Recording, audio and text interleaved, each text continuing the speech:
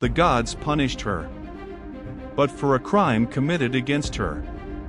And history still calls her the monster. Her name was Medusa. Before the snakes, before the curse, before the stone, she was the most beautiful woman in all of Greece. Kings crossed kingdoms just to see her face. Poets wrote her name on temple walls. And she wanted none of it. She chose the Temple of Athena. I belong no king. I be king. I belong only to the goddess. Athena accepted her vow. For years the temple remained untouched. Until the day Poseidon walked inside. The doors closed behind him. The temple fell silent. And when they opened again, Medusa stood alone. She looked toward Athena's altar. Please. Just one word. Athena returned. She saw her temple dishonored. Her rage shook the very foundations of Olympus. But Poseidon was a god of the sea, a brother of Zeus, untouchable. And so, her punishment fell upon Medusa, the one who could not fight back. Her golden hair twisted into living snakes, each one hissing, each one alive. Her eyes changed. Something ancient and terrible settled behind them. A frightened priestess rushed forward to help. One glance. She became stone. Hands still reaching. Medusa screamed. Don't look at me! She reached for her reflection in the temple pool and saw a monster looking back. She had done nothing wrong. And yet, she fled to the edge of the world, where no city stood, where no ships sailed. Her sisters Theno and Euryale refused to leave her. They were immortal. The gods had made sure only Medusa could be killed, so she would live in fear of death forever, while her sisters could only watch. Heroes came hunting. None returned. Her island became a graveyard of stone. Warriors frozen mid-battle. Swords still raised. Eyes still open. Each one had come seeking glory. Each one had found only silence. Far away in the kingdom of Argos, King Acrisius sought a prophecy. You will die by your grandson. I have no grandson. Not yet. Acrisius imprisoned his daughter Danae. No man could reach her. Or so he believed. One night, golden light filled the tower. Zeus had come. A son was born. Perseus, half god, half human. The gods had chosen his bloodline. Before he was born, strong enough to face what no mortal could. But he didn't know any of that yet. Acrisius sealed mother and child inside a wooden chest and threw them into the sea. He believed this would prevent the prophecy. He did not understand what every king in these ancient stories never understood. You cannot run from what the gods have decided. You can only make it worse. The sea spared them. A fisherman on the island of Seriphos found them washed ashore. Perseus grew up with nothing. No palace. No servants. No army. Just a small island. And his mother's voice every night. You were born for something greater than this. Then King Polydectes saw Danae. He wanted her. Perseus stood in his way. So the king smiled. Bring me the head of Medusa. The room fell silent. A death sentence dressed as a quest. Perseus looked at his mother. Fear filled her eyes. He had no army, no plan, no magical weapons. Only the face of his mother, and the look in her eyes, and everything that look meant. I'll bring you her head. He walked away. The gods were watching. High above Olympus, the gods watched. Athena spoke first. If he fights Medusa, he dies. Hermes smiled. Then perhaps he shouldn't fight her alone. For the first time, the gods chose to help a mortal. Hermes appeared before Perseus. Steel alone will not save you. Athena stepped forward. She offered him a shield. Its surface shone like a perfect mirror. Never. Look at her directly. Perseus frowned. Then how do I fight without seeing? Thou hantium fum. You don't. You watch her reflection.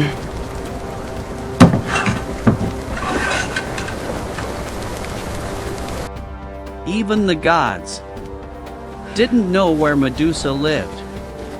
Only 3 ancient sisters knew the way. The Graeae. Between them, they shared one eye and one tooth. One sister saw, then passed the eye to the next. Perseus waited, hidden among the rocks. The first sister handed over the eye. Before the second could catch it, Perseus stepped forward and caught it first. The sisters screamed, "Our eye! Our eye!" Perseus held it tightly. I'll return it. When you tell me where Medusa lives. Silence. We cannot help you. But others can. Seek the hidden nymphs. They guard the gifts of the gods. Only then, Perseus returned the eye. Far beyond the lands of men, 3 ancient nymphs waited. Athena had already sent word. So no mountain can stop you.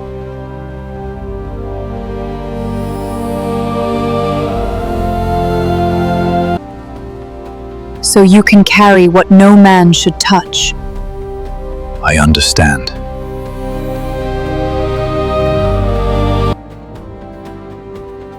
Wear this, and no eye shall see you. I will wear it with honor. Meanwhile, far away, Medusa sat alone, watching the sunset. The snakes rested quietly. She had stopped counting. How many heroes had come, or how many statues filled the island? She no longer hoped the world would leave her alone. She simply waited for the next man who believed killing her would make him immortal. High above the clouds, Hermes watched. Athena watched. Far below, Perseus flew toward the edge of the world. At the edge of the world, the sea grew silent. No birds sang. No wind blew. Only stone remained. Statues, hundreds of them. Kings, warriors, hunters. Perseus whispered, They never even reached her. He lifted Athena's shield, not to defend himself, to see. Every step, he watched only the mirror. The real world stayed behind him. One mistake would be his last. Deep inside the valley, 3 figures slept. The immortal sisters, Stheno, Euryale, and Medusa. The snakes rested quietly. For the first time, they made no sound.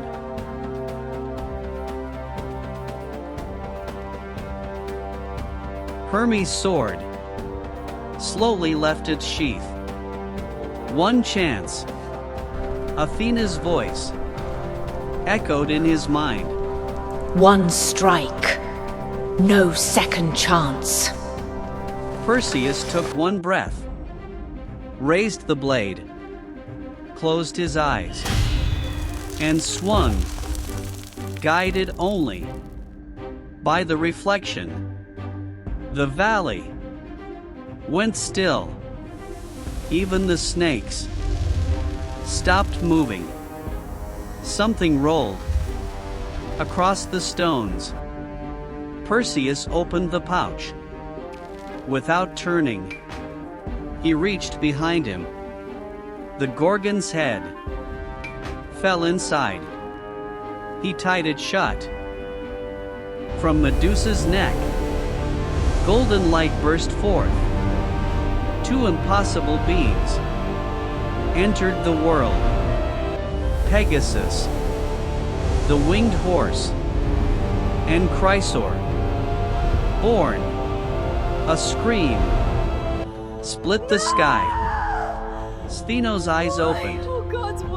Then Euryale's. They saw their sister lying motionless. The mountain shook. The hunt had begun. Perseus ran. Winged sandals lifted him into the air. Behind him, the immortal Gorgons flew. Their claws, the helmet of Hades. In an instant, he vanished. The sisters slashed at empty air. They searched.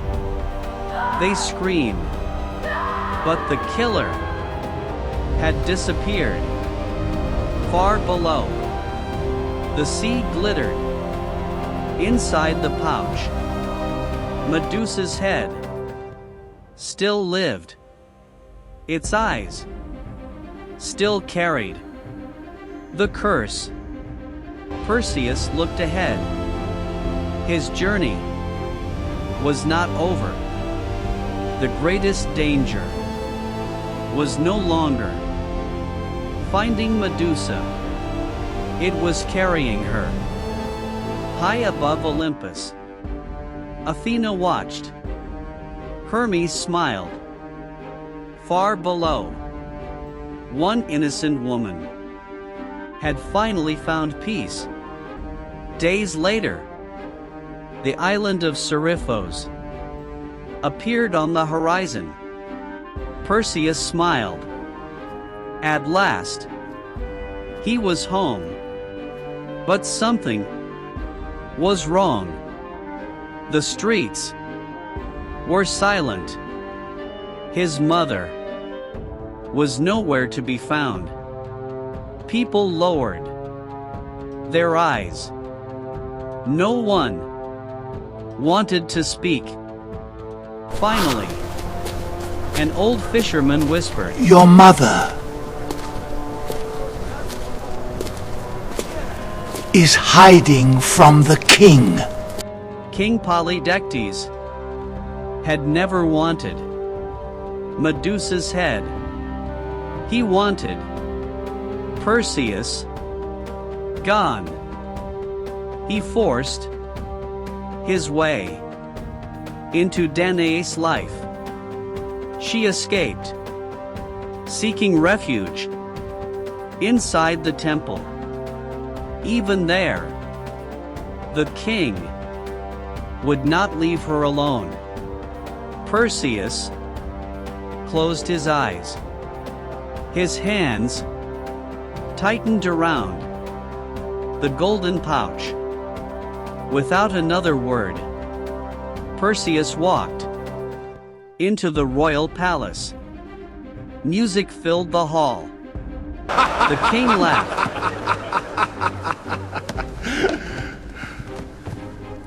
So, you survived. The nobles burst into laughter.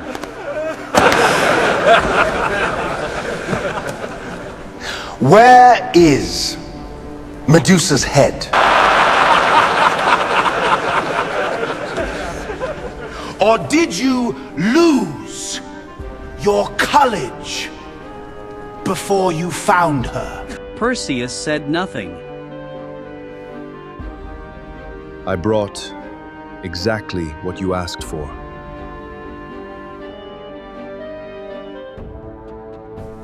The king smiled, then looked. Only once. The laughter stopped. One by one, the king, his guards, his nobles, became stone. The people hailed Perseus as a hero. He found his mother, still hiding, still afraid. When she saw his face, she finally wept. Not from fear, from relief. Soon after, Perseus left Seriphos. He wished to see his grandfather, King Acrisius. But when Acrisius heard that Perseus was coming, he fled. The prophecy still haunted him. Years passed. Then one day, Perseus entered the games at Larissa. He threw a heavy discus. The wind caught it. The crowd stepped aside. One old man did not. The discus struck him. No one spoke. When Perseus reached the fallen stranger, his heart sank. It was King Acrisius. The prophecy had come true. Not through revenge, not through murder, but by fate. Perseus buried his grandfather. With honor, he founded a new kingdom, Mycenae. Beneath the sea, Pegasus spread his wings.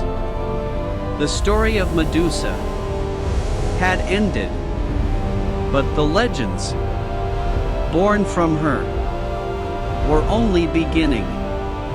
The end.